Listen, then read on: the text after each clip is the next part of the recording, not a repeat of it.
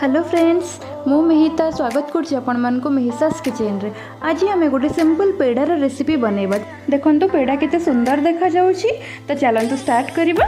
सेथिपाई मु एठी नै जाइछि घर तयारी छेना। देखंतु एठी मु गोटे लीटर क्षीरर छेना को नैछि। आमे छेना को बेसी ड्राई करबानी। देखंतु एही परि भाबे आमे छेना को रखिबा।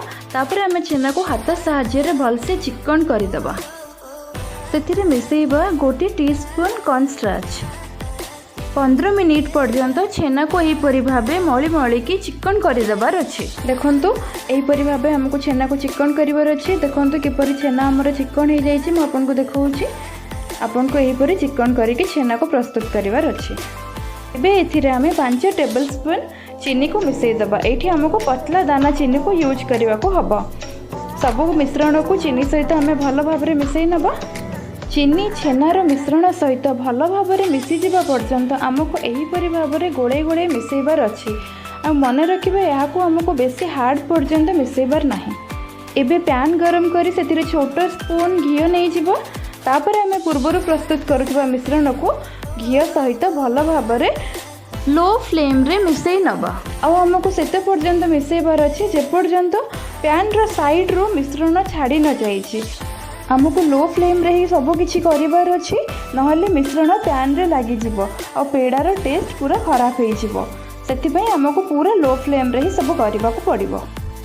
एबे हमें मिसई देबा हाफ टी स्पून अलैची पाउडर। आपण माने अलैची पाउडर बदला रे केसर मिल्क भी ऐड करि परिबे। आमको एठी कंटिन्यूअस स्पून को चलेबार अछि, नहले हमर मिश्रणटी पैन रे लागि जिवो।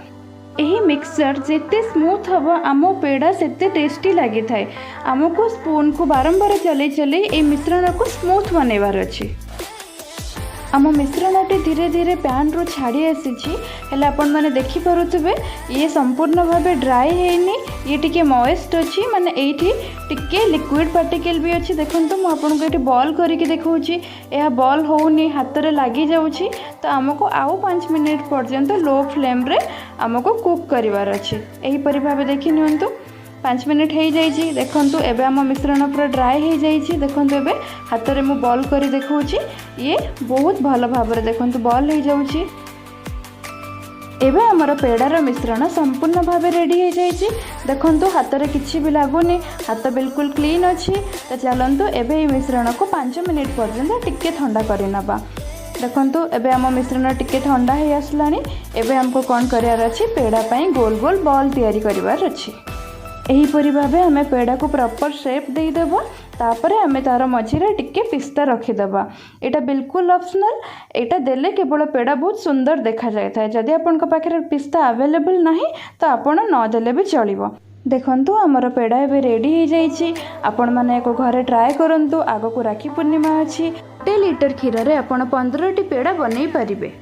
राखी पूर्णिमा रे आपण माने एही मिठा घरे बनांतु एंड मते कमेंट करी कहंतु आपण मान को केमती लागुछि।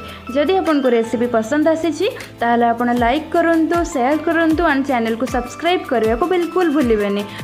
आम चैनल रो न्यू रेसिपी देखिबा पई साइड रे थिबा बेल आइकन को क्लिक कर दियंतु। Thank you.